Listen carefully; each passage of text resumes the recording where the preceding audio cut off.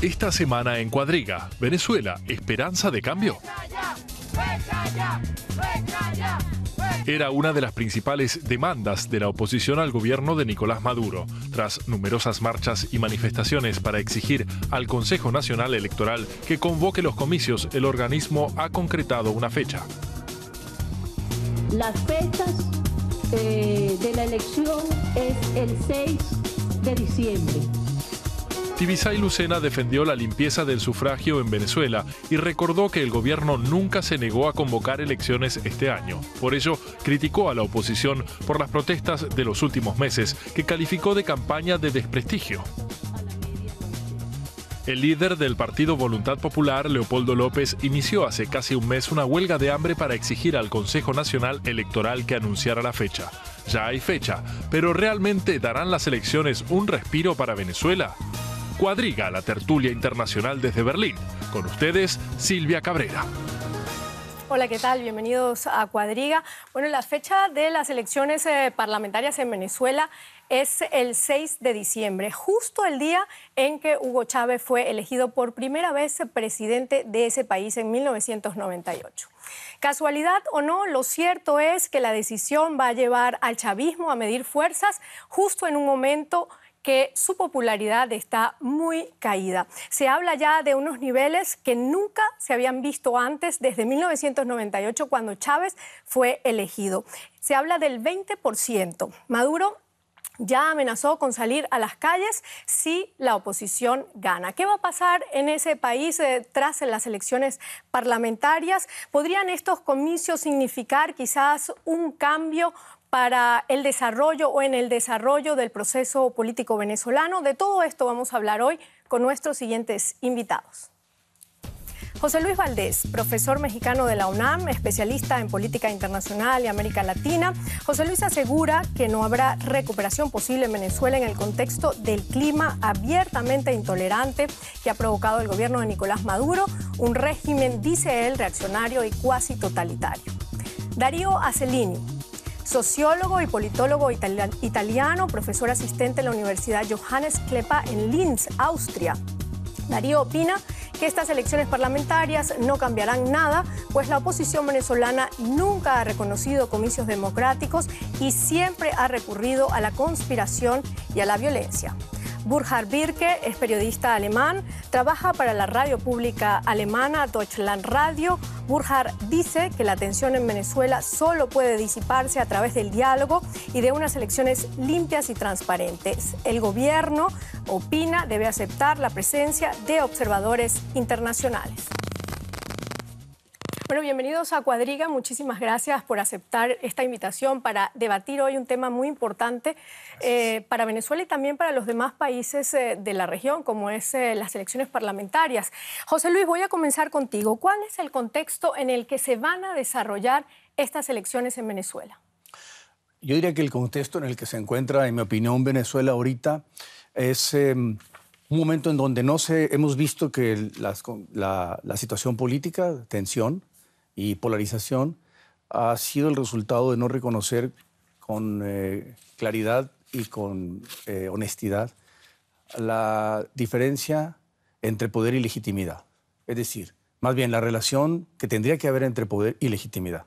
Se ejerce el poder con legitimidad, con consenso, se ejerce el poder con espacios democráticos y de participación pública en todos los sentidos, de bienestar público en creciendo, en fin, de espacios de apertura para que la gente pueda entenderse entre sí en un régimen democrático. La política existe desde los clásicos para resolver diferencias y dirimir diferencias entre pares de una manera pacífica. Si la política no se utiliza en esos términos, entonces no está siendo utilizada desde el poder en forma correcta o desde la perspectiva de los otros actores políticos. Creo que hay una polarización. No es un momento muy venturoso para la economía. Es una economía que está casi rozando el 70% de la inflación, un desabasto generalizado, un problema muy serio de libertades políticas, presos políticos. Tenemos aproximadamente 30 de los 70 municipios liderados por oposición y de los alcaldes que los encabezan en situaciones de persecución. Tenemos estudiantes y actores políticos en la buena parte de la República Venezolana en huelga de hambre, a pesar de que López y otros ya la levantaron. Tenemos al alcalde de Caracas, Ledesma, acusado de una serie de cosas, pero en cárcel domiciliaria. En fin, no es un buen momento, pero esperemos que sea un momento, el de la elección misma, que abra y aperture el proceso hacia avenidas distintas. Darío, lo acabo de decir, el chavismo parte alrededor del 20% de popularidad, según las encuestas, el más bajo desde que ganó Hugo Chávez en el 98. ¿Qué pasó con el proyecto bolivariano que tiene ahora tan baja intención de voto? Bueno, primero, antes que todo, hay que ver que estar un poco arriba del 20% a medio término no es algo inusual para ningún presidente. O sea, podemos ver todas las encuestas en toda América Latina y normalmente a la mitad del mandato nadie llega a tener una mayoría. Y hasta con el 20 y pico por ciento, si queremos creer ese dato, todavía está superior a lo que tiene la oposición de aceptación. También hay que ver eso, que en Venezuela tampoco hay alternativa porque la oposición, o sea, la gente no solo... O sea, son cuotas claras, pero la gente tiene aún menos reconocimiento, aún menos respeto para la oposición que para el gobierno. La situación es sin duda complicada desde el punto de vista económico. Nadie va a tener el liderazgo que ha tenido Chávez, eso es obvio. Ni Maduro lo puede tener, ni nadie lo va a tener. Y no es que Venezuela pueda esperar a alguien más con un carisma como Chávez para tener otro presidente, sino no lo va a tener nunca jamás. Así que la situación es esa. Difiero rotundamente del asunto que haya presos políticos. Hay políticos presos, eso es diferente. Bueno, eso lo vamos a hablar. Si soy político y y pago gente para actuar en la calle con violencia, o ahora que el jefe de seguridad, el ex jefe de seguridad de Ledesma, fue hecho preso ayer porque se averiguó que era el que pagaba a una red de violentos, entre otros a Johnny Bolívar, que fue aprehendido por haber asesinado a alguien en los desórdenes que hubo el año pasado, pues entonces son políticos presos. Eso es otra cosa que presos políticos. De eso vamos a hablar ahora, pero sigamos con este porcentaje. ¿Tú no le das entonces mucha importancia? ¿Crees que el gobierno está fuerte ahora y fuerte para ganar esas elecciones en diciembre? Pues yo diría que que primero que las encuestas electorales a medio término sobre la presidencia no dicen nada sobre lo que va a ser el resultado de las parlamentarias. Eso no es el caso de Venezuela y en todos lados. Segundo, creo que el asunto o la cuestión más grande es, seguro que la muerte de Hugo Chávez ha llevado a que el chavismo no es tan unido como lo era. Que las opiniones divergentes surgen más, que hay, especialmente como eso concuerda también con una crisis económica, con la bajada de los precios de petróleos, obviamente hay estrategias y visiones diferentes que hacer. Y esas salen más porque no hay, decimos, la figura carismática como era Chávez, que está allí representando todo o dando la línea. Entonces, en esa situación, pero creo que será más interesante ver, decimos, la disidencia interna del chavismo, o sea, que difiere del gobierno, del estilo de gobierno de Maduro, pero sigue diciendo que es fiel al proyecto de Chávez. ¿Qué porcentaje van a tener ellos? O sea, yo creo que allí es lo más interesante que se va a medir en esas elecciones. Bueno, y vamos a esperar también lo que salga de este congreso que tiene el PSUV este fin de semana. En 1998 Chávez ganó las elecciones presidenciales con los medios de comunicación en manos del sector privado. Hoy en día, según los expertos, la situación es completamente distinta. Los medios de comunicación, dicen, están en manos o controlados, por el gobierno. ¿Cómo ves tú en este momento la situación de la libertad de expresión en Venezuela? Bueno, los índices indican muy claramente que Venezuela es uno de los países que no respeta la libertad de prensa. En el índice de Reporteros Sin Fronteras, de 180 países, Venezuela queda en el rango número 137. Hay otras estadísticas que ponen a Venezuela aún peor. O sea, el artículo 57 de la Constitución venezolana, que garantiza el derecho a la libertad de prensa, no es respetado, ¿no? Y sobre todo en los años después del golpe de Estado contra Chávez, en el año 2003, se pasaron unas leyes que luego fueron interpretadas por el gobierno de una manera de aumentar la presión. Y bueno, hay formas muy sencillas y astutas de limitar la libertad de prensa. Si yo a un periódico no le doy las divisas para comprar material, para comprar papel, claro, lo cierro eventualmente. Y hay indicaciones de que, bueno, hay compradores de las teles, de las radios privadas, que nadie sabe quiénes son, anónimos, y se supone que hay gente del gobierno detrás. Además, sabemos que cadenas de radio, muchas organizaciones de la media fueron cerradas por el gobierno por falta de licencia, etcétera, etcétera. O sea, no hay igualdad de armas en esa lucha por la opinión pública en esas elecciones. Es algo que a mí como periodista me preocupa profundamente. Precisamente tú como eres periodista y periodista alemán que has estado cubriendo también elecciones, ¿cuál es el rol entonces que deben jugar esos medios de comunicación acá en estas elecciones que se van a realizar en diciembre? Son cruciales y se ha visto pues, que se ha trasladado una parte de la actividad medial hacia el Internet, Twitter y todo eso. Hugo Chávez mismo tenía una cuenta en Twitter y tenía más de 3 millones, yo creo, de gente que lo siguieron. Pero, o sea, ahí también el gobierno está limitando en parte por Internet las páginas que expresan mucho criticismo y todo. Pueden controlarlo y entonces eso es un peligro. Pero yo creo que el rol de la media sí es crucial, sobre todo para volver a la pregunta de Darío. Claro, se estima que el 60% del voto tiene que ir a la oposición para realmente ganar las elecciones porque los distritos electorales son cortados de manera que favorecen a los chavistas, al Partido Socialista, al partido del gobierno. Entonces, todo eso juega un papel muy importante en estas elecciones. La oposición se tiene que movilizar y necesita los medios de comunicación. José Luis, la oposición necesita medios de comunicación, necesita también, ellos son las demandas de ellos, necesitan también organismos imparciales, sobre todo para que las elecciones sean transparentes. ¿Cuáles serán las opciones reales en este clima o en este escenario que acaba de decir Borja de la oposición? Respecto a la posibilidad de conseguir que observadores internacionales acudan a la elección el 6 de diciembre, las veo escasas. Pareciera que el régimen ha decidido que las Naciones Unidas, la Unión Europea y otros observadores voluntariamente que han ofrecido sus servicios estén fuera del momento de la elección, y esto significa un alto riesgo por varias razones. Primero que nada, tenemos un Estado acaparador de poderes. Es decir, desde el chavismo, preparado además con mucha astucia, hasta ahora con Maduro, mucho más torpe, desde luego, políticamente de lo que era Chávez, ha cerrado los espacios tanto del Poder Judicial como del Poder Legislativo, así como el de la propia presidencia. Cuando tú tienes poderes monopolizados, estamos cercanos a un régimen autoritario o un régimen totalitario, independientemente de que haya procesos electorales en donde la alternancia, entre comillas, se pueda llevar a cabo con relativo éxito.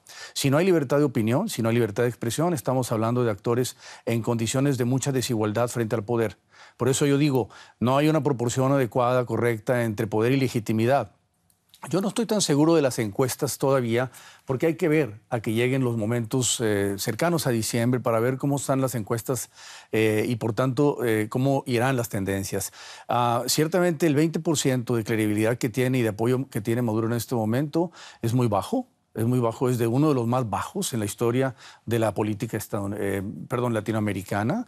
En efecto, en intermedias el régimen, la credibilidad siempre es baja en el caso de un líder político, pero aquí tenemos factores extraordinarios a los que tiene el presidente de México, bueno, Rousseff está en una situación difícil en este momento, o el de Estados Unidos o en Colombia, porque estamos hablando de un momento en el cual la Unión Europea, los partidos de izquierda en Europa, los Estados Unidos, países latinoamericanos, no tantos porque desafortunadamente los tenemos en un silencio sepulcral que es sorprendente, como también suicida desde el punto de vista de que un país hermano como Venezuela esté en una crisis social muy seria. Pero en todos estos casos, así como organizaciones como Human Rights Watch y Amnesty International, han planteado la necesidad de resolver el problema de las libertades públicas para que el proceso electoral se lleve en normalidad.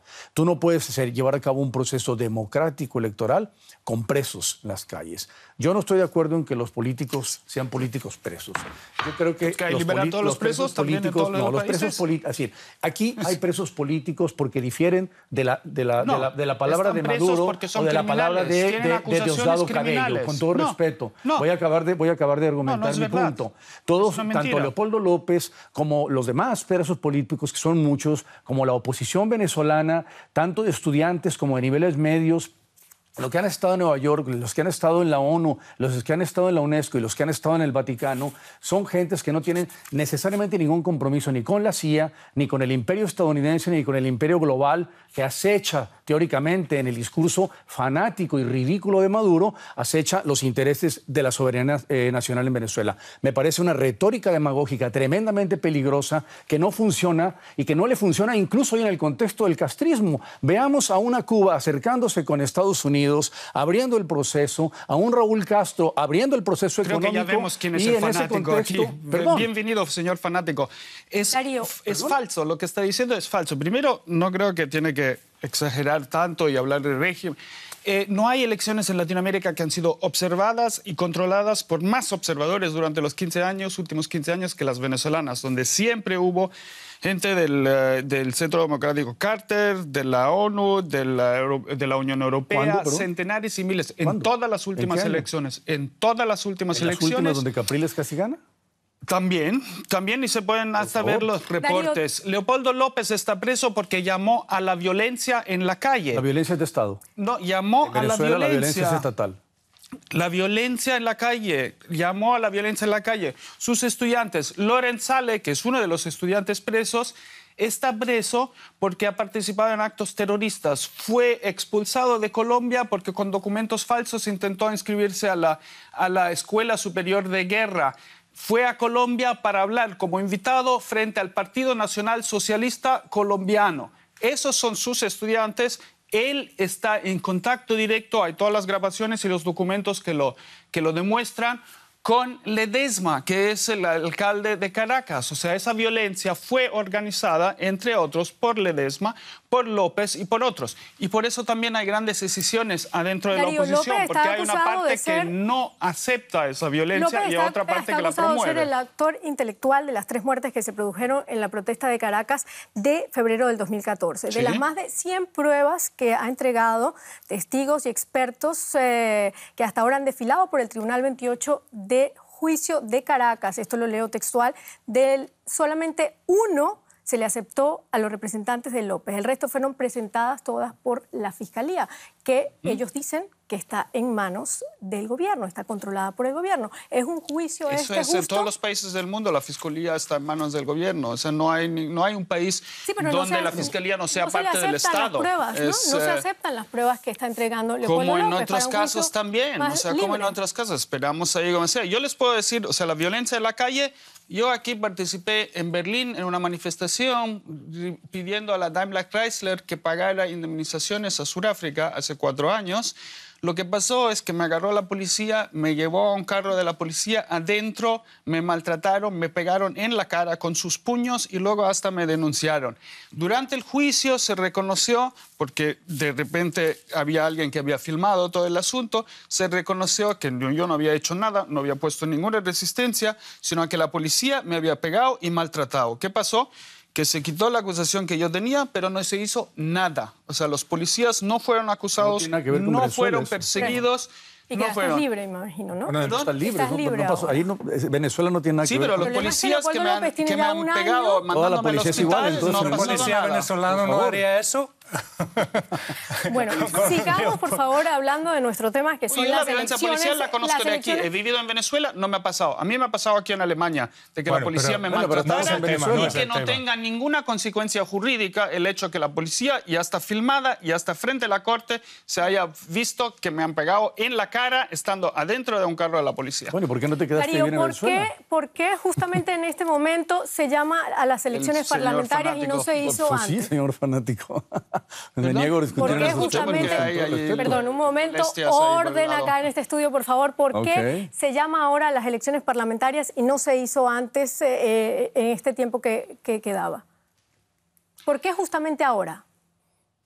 Porque siempre hay ciertos procesos que dicen cuándo hay que llamar, se discuten las fechas a partir de diferentes exigencias y intereses y de los cursos de las cosas que hay que hacer y se aclara en algún momento la fecha. O sea, siempre ha sido así en Venezuela. Burjar, vamos a hablar ahora de los observadores internacionales que dice Darío que han estado presentes siempre en Venezuela. Ahora la señora directora del Consejo Electoral ha dicho que participará la UNASUR. Tú, sin embargo, opinas que no solamente debe estar la UNASUR, sino la Unión Europea, la ONU y la OEA. ¿Por qué? Yo creo que si el gobierno quiere la mayor credibilidad, que no hay fraude, entre más observadores hay y más observadores imparciales, mejor. O sea, si la oposición exige o pide que la Organización de Estados Americanos o que la Unión Europea estén presentes, a mí me parece que es algo donde el gobierno, si no tiene nada que esconder y que se está favorecido por los distritos electorales, que de todas formas, como dije antes, la oposición necesitaría llevar el 60% del voto para poder ganar, según estas cortes de los distritos electorales. Entonces, pues, si no tiene nada que escoger, ¿por qué no mandar a los observadores? Entonces, yo creo que Maduro sería bien asesorado de aceptar esa demanda. Desde acá, desde afuera, ¿cómo se ve el Consejo Nacional Electoral? La oposición habla de que es un organismo parcializado con el gobierno. Bueno, es siempre un poco difícil, claro, que el gobierno tiene sus manos en todas partes. Entonces, como acabamos de discutir el problema de la policía, siempre estamos en un país latinoamericano, donde hay mucha corrupción, donde hay mucha palanca que se mete por lado y al lado, donde no se puede decir que la oposición no instiga violencia, donde no se puede decir el Estado no instiga violencia. O sea que allá todos tienen las manos sucias. Entre más es importante tener un catalizador, y ese catalizador pueden ser observadores, por ejemplo, y muchos observadores, ¿no?, que neutralizan un poco esa violencia de la cual está amenazada ese proceso electoral. Eso es el gran miedo que yo tengo, que vamos a ver muertos en la calle porque la oposición y los chavistas se van a agarrar, ¿no? Y eso no es la solución. Se tienen que acercar, tienen que dialogar. Y para mí el futuro de Venezuela tiene que ser un futuro incluyendo al chavismo. No va a haber una oposición que gana. Si gana el 6 de diciembre no va a poder gobernar solo este país porque del otro lado va a haber mucha resistencia. O sea que hay que buscar un diálogo, hay que buscar una figura o varias figuras de pronto en la oposición, las fuerzas de la izquierda moderada que podrían unirse al chavismo moderado para formar algo como un gobierno de la razón. Bueno, eso es lo que necesitamos. Como acabamos de ver, el tema genera muchísimas emociones y estamos muy lejos de allá del país. Vamos a encontrarnos con un momento difícil para estas elecciones, sobre todo en cuanto a la economía. Al finales del año pasado, Nicolás Maduro dijo que estaba convencido de que el año 2015 iba a ser el año del gran cambio del modelo económico venezolano. Sin embargo, al parecer nada de esto ocurrió. Los venezolanos se han quedado esperando medidas económicas que puedan sacar al país de la crisis. Vamos a ver el siguiente reportaje. Venezuela es un país con grandes recursos, pero hoy su economía está muy debilitada. Hay escasez de productos básicos desde aceite hasta papel higiénico. El país sufre por la caída mundial del precio del crudo. El 95% de los ingresos del Estado proviene de la exportación de petróleo. Debido a esto, se han restringido las importaciones y han disminuido las divisas. En enero, la inflación alcanzó el 68,5%, convirtiéndose en la más alta del mundo. Los expertos pronostican que al cierre de 2015 el PIB venezolano caerá un 5,2%. Entre tanto, más del 40% de los venezolanos espera que un cambio de gobierno acabe con la crisis.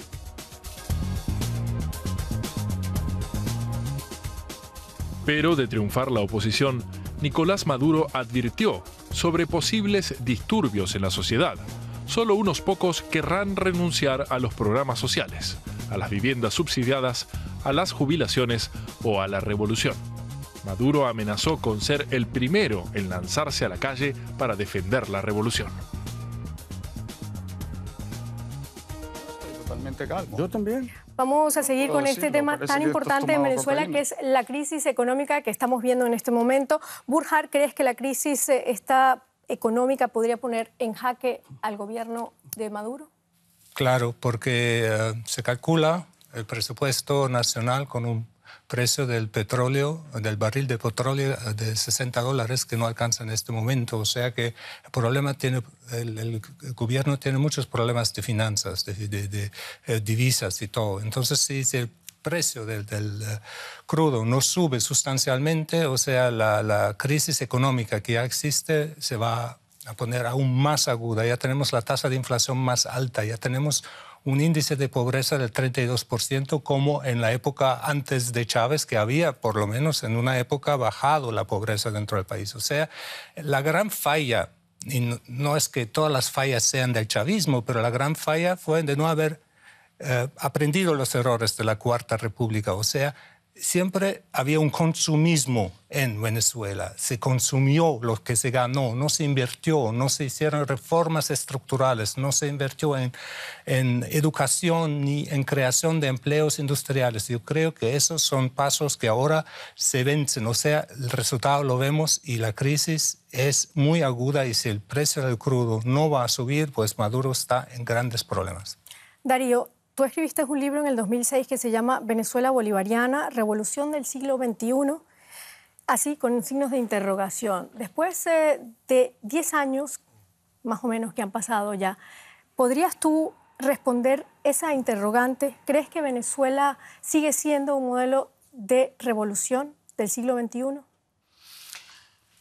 yo diría, o sea, una de las tesis que tenía en el libro es que hay que entender las revoluciones hoy en día como un proceso y no como un acto de una vez. Entonces, algo muy prolongado en el tiempo. Y creo que hay que esperar todavía más tiempo para ver si ese camino que se ha agarrado en Venezuela lleva a un cambio estructural o no. Ha logrado cambiar estructuralmente algunas cosas, como el acceso a la salud, a la educación, etcétera, etcétera. Que hoy en día Venezuela está entre los 10 países del mundo con más población universitaria, relativamente a la población, tiene las cuotas más altas de gente en primaria y secundaria de toda América Latina. Pero revolución es otra cosa, o sea, significa también un cambio estructural, económico, político y no solo social. Y para eso creo que hay que ver todavía. Es muy difícil, y en eso Venezuela no ha logrado salir de esa trampa de rentista que ya tenía antes. La ha tenido muy difícil. Así que yo diría que el punto de integración sigue, pero también hay que ver algo, que todos los países como Estados Unidos, que innegablemente, naturalmente, hace una presión inmensa a Venezuela, no solo económica, sino también militar, también financiando paramilitarismo, terrorismo, etcétera, etcétera. Pero el asunto es que el camino que ha agarrado Venezuela y también otros países en América Latina de la izquierda es, en comparación a los años 60, donde la solución era guerrillera, hoy es un camino de las elecciones. Sí. Las diferentes oposiciones, la derecha internacional y Estados Unidos, cierran ese camino electoral, demostrando que aunque ganen las elecciones, la izquierda no la respetan, le van a hacer la vida imposible, es muy probable que regrese la guerra a toda América Latina y no solo a Venezuela. Entonces, esa es, creo, una cuestión que hay que poner. O sea, la derecha, Estados Unidos, ¿están dispuestos a aceptar la democracia también cuando pierden? Hasta ahora no. Y esa es mi pregunta. Vimos, y yo lo dije al comienzo de nuestro programa, Nicolás Maduro este martes dijo que es el primero que va a salir a la calle si la derecha y la oposición en Venezuela ganan las elecciones. ¿Quién entonces es el que va o no va a aceptar los resultados de esas primarias, de esas, legislativas? Bueno, salir a la calle hasta que es pacífico es un derecho de todos. O sea, La forma como lo dijo Maduro no creo que sea tan pacífico, ¿no? Dice que va a salir a la calle a defender lo que es de él, la revolución. Va a defender los logros, como todos los demás que seguro van a salir a la calle para defender, por ejemplo, que continúe el servicio de salud o que continúe el acceso a la educación. ¿Crees que el gobierno aceptará si pierde las elecciones de diciembre? Hasta ahora el gobierno en Venezuela ha sido el único que siempre ha declarado que acepta los resultados y también cuando perdió el referéndum Chávez en el 2007 lo ha aceptado. O sea, la cuestión más impertinente es... En las últimas elecciones, Enrique Capriles también aceptó que la oposición había perdido. De hecho, solo Capriles, pero los demás no. Los demás movilizaron en la calle. Era el líder de la oposición en ese momento, el que se estaba enfrentando, líder sin tropas, ¿no? porque sus tropas no aceptaron lo que dijo él. Lo dejaron solo. Lo importante es que él lo aceptó, ¿o no? No, lo importante es que, naturalmente, o sea, no se puede limpiar las manos diciendo él lo aceptó, pero hubo otros 2.000 que empezaron a pegar tiros y a quemar universidades, a quemar hospitales, a quemar sedes del PSV, porque eso es lo que pasó después de que Maduro ganó las elecciones. Pero Capriles era el candidato. ¿Tú sí crees entonces que el gobierno va a aceptar si pierde estas elecciones en diciembre? Sí, o sea, no tengo duda, siempre ha aceptado. Hasta ahora el gobierno siempre lo ha aceptado y siempre lo ha dicho. Para mí la gran interrogante es ¿aceptará la oposición? Más bien creo que no lo aceptará porque nunca lo ha hecho. Siempre ha recurrido a la violencia, a la conspiración, esa oposición. ¿Por qué crees tú que Venezuela está sumida en este momento en esa crisis económica? Es un país petrolero tan rico como es Venezuela. Mira, Venezuela es un país muy educado. De hecho, esos índices de educación que el colega plantea son índices que vienen desde hace rato. No. Tanto en nivel medio superior como superior. No. Por un lado. Por el otro, el proyecto económico es un proyecto no viable desde el punto de vista en que lo ha planteado el chavismo y lo ha planteado el madurismo. Ahora los resultados están a la vista. Inflación exorbitante, desabasto generalizado, problemas en los indicadores de salud, en efecto, acceso al sistema de salud muy serio. Hay gente que ha tenido problemas para tener operaciones o intervenciones quirúrgicas en los hospitales debido a que no existe el material y la infraestructura. Por un lado. Por el otro, me parece que yo me niego a discutir en términos de izquierda y derecha. Yo no creo que el régimen de Maduro sea un régimen de izquierda. Tampoco creo que el régimen de otros regímenes del bolivarismo sean regímenes de izquierda. Pueden ser regímenes progresistas, ¿no? Que tienen un sector muy importante de la población de su lado, que tienen posiciones bastante interesantes respecto a derechos de las minorías. Pero, ojo, todavía con Lula, Rahmanideyad, por ejemplo, para ir más lejos, se reunía con... Rousseau lo detuvo porque es violador de los derechos de las mujeres hasta que llegó el nuevo presidente en Irán, ¿no? Tenían relaciones abiertas con los regímenes chinos. O sea, no puedo creer yo que una política internacional en donde se privilegian las posiciones autoritarias y totalitarias sea necesariamente reconocerlos como un régimen de izquierda. Termino con esto. ¿Cómo puedes tú caracterizar el gobierno venezolano? Bueno, izquierdista, diría, o sea, con tendencia izquierdista porque, bueno, se preocupa de los marginados y eso era la receta del éxito de Chávez, que por primera vez en Venezuela alguien hizo algo por esas poblaciones que nadie nunca tuvo en cuenta. Y por eso la oposición siempre, o la política tradicional, la oligarquía del país siempre se sorprendió tanto que este Chávez, este coronel que hizo el golpe antes para llegar al poder, pudo ganar democráticamente, porque él fue que se preocupó de los marginados. Eso está bien. Pero luego de monopolizar y poner en manos de Estado la industria petrolera, las grandes empresas, y creer que el Estado es mejor gerente que el sector privado, eso era un error. Pero entonces, ¿qué es? No es un socialismo económico, sino es solamente que el gran capital de las grandes empresas que se nacionalizaron queda en manos del Estado. Pero el Estado, se ha probado en esos años, no sabe hacer una mejor gerencia, porque PDVSA y todas las empresas grandes de petróleo no han ganado lo mismo que antes y todo. Entonces, eso también ha sido una falla del sistema chavista. Darío, el Estado estatizó la industria del cemento y no hay cemento para la construcción. Estatizó la CBG y no hay cabillas para la construcción. Estatizó también la industria del café y no hay café. La gran empresa que teníamos como Fama de América está importando café de Nicaragua y empacándolo en nuestro país. ¿Qué pasó con la experiencia de control obrero? ¿Por qué esas industrias que antes eran privadas y producían, ahora no producen tanto? Bueno, primero hay que ver que no necesariamente producían. O sea, la CBG era en parte privada, pero tampoco producía antes. O sea, ni la parte estatal ni la parte privada estaba de verdad produciendo. Podemos también agarrar otros ejemplos, como por ejemplo CanTV, la empresa de teléfonos que fue renacionalizada y es muy eficiente, da millones de dólares cada año pasa al Estado, ha instalado millones de líneas fijas, internet y tiene la red más sólida de telefonía móvil en Venezuela. Hay otras empresas que también han sido exitosas y hay otras que no lo han sido, que ha sido un problema. Sin embargo, difiero mucho de la cuestión de si lo del Estado es un error o no, porque si miramos la historia no solo de Europa en el posguerra, sino también de Estados Unidos o del sureste asiático, todo desarrollo de alguna manera a industrialización ha sido siempre manejado por el Estado. El capital privado no es capaz de llevar adelante un desarrollo de un país. Aquí en Europa, no nos olvidemos, después de la Segunda Guerra Mundial se nacionalizaron los bancos, las líneas ferroviarias, hasta las productoras de carros en países como en Francia o en todo otros. También, porque en Venezuela ese es el problema, ¿no? Que estamos importando todo. Fija las reglas históricas. Además, arroz. Aquí fue nacionalizado todo. La industria electrónica en Japón y Corea del Sur fue iniciada por el Estado con fábricas del Estado. Todo lo que está en Estados Unidos sigue siendo así. O sea que el Estado ha asumido en todas esas cuestiones y tiene que asumirlo también en Venezuela, un papel que el capitalismo privado, el capital privado no puede asumir, que es un desarrollo integral del país.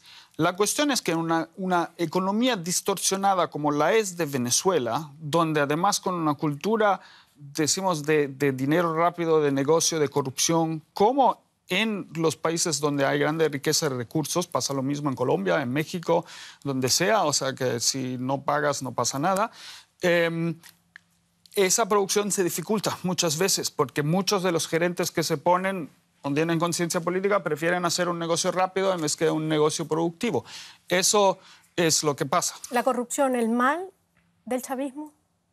No es el mal del chavismo, la corrupción es un mal del capitalismo y es un mal que existe antes del chavismo como pero después. Hugo Chávez dijo que iba a erradicar la corrupción en Venezuela y no ha pasado nada, ¿no? No, pues hay centenares y miles de personas que están presas por corrupción. ¿Cuáles? No olvidamos. Por ejemplo. Por ejemplo, hay miles y miles de personas hasta del mismo aparato chavista y hay otros como Rafael Licea, exgobernador, que está buscado por Interpol por corrupción. Hay alcaldes y hasta exgobernadores chavistas que están en la cárcel por corrupción. Esos son purgas chavistas. El asunto, sí. Usted siempre tiene algún cuento, son claro. Purgas de Maduro contra el chavismo, en efecto, perdón. Claro, ¿Ha purgado seguro. o no Maduro el chavismo? Seguro usted lo sabe. ¿Por qué no usted va también? allá y lo ¿Usted es experto en Venezuela? Pero sí, o sea, y creo que es un problema endémico del capitalismo y es un problema que no es de ninguna manera menor en otros países como hemos visto en Brasil, Colombia, bueno, corrupción en es un México. fenómeno en toda Latinoamérica. O sea, no es que y yo creo que el chavismo no ha erradicado la corrupción, que ha luchado contra la corrupción, sí, pero ahora en este momento hay rumores de que hay gente que tiene acceso a divisas que luego las vende en el mercado negro por 40 veces el precio oficial. O sea, ¿y quiénes son los que tienen acceso a divisa? Bueno, adivinemos, ¿no? Pues será gente cerca del gobierno o con influencias en el gobierno. O sea, hay y habrá siempre corrupción, por eso hay que poner algo mucho más transparente, sobre todo para el proceso electoral, para volver al tema principal. Por eso yo opino que observadores, que más transparencia es lo que le conviene a Venezuela, ¿no? Porque si no se van a agarrar y se van a matar en las calles la oposición y los chavistas, y eso sería lo más terrible para el país. Yo quiero agregar algo, Silvia, si un me momento, permites. Darío, tú también estás de acuerdo que es necesario más observadores internacionales en las próximas elecciones. Acaban de decir que solamente la UNASUR. A mí me parece entendible que sea la UNASUR, o sea, en un proceso donde los países latinoamericanos van cada vez más hacia la soberanía, creo que es entendible que ya no se quiera que haya otros mecanismos, organismos que estén allí. Además, porque pues, todos los observadores que hubo en el pasado de la Unión Europea, de otros países, cuando determinaban que las elecciones eran limpias, no hacían grandes comuniques, no salían a la televisión, no salían a todos lados para declarar que las elecciones han sido limpias, sino encontramos unos reportes así pequeñitos en la página de la Unión Europea. Entonces hay también una falta de confianza de que no sea otra vez un uso político. A la Unión Europea además le aconsejaría mucho, por ejemplo, de observar las elecciones en Italia, donde regularmente en el sur de Italia se siguen vendiendo 500.000 de votos y más. O sea, José Luis, ¿crees que con este contexto, con este escenario del que estamos hablando, se puede seguir hablando de democracia en Venezuela? Bueno, yo comparto el punto de vista de que tiene que ser una democracia inclusiva o incluyente. En caso de que el chavismo perdiera, tiene que ser incorporado, desde luego, al aparato político, porque ya está incorporado. No solo incorporado, está en el Estado, el poder del Estado mismo. ¿Por qué? Porque estamos hablando de la necesidad de un régimen plural, de un sistema político, electoral y democrático plural, donde tengan el derecho a la participación todos y donde no haya, digamos, verdades absolutas contra verdades relativas. En el contexto actual, yo esperaría, porque a Venezuela se le quiere mucho en América Latina y es un país muy importante, que el proceso electoral normalizara las relaciones sociales y políticas entre los actores, ¿sí? Resolviera los problemas de pobreza, de corrupción y de desabasto y al mismo tiempo de falta de bienestar económico para un conjunto muy amplio de la población. Resolviera, el problema de la corrupción. La corrupción es un problema, no es un fenómeno que se adscriba al capitalismo, es un fenómeno mundial.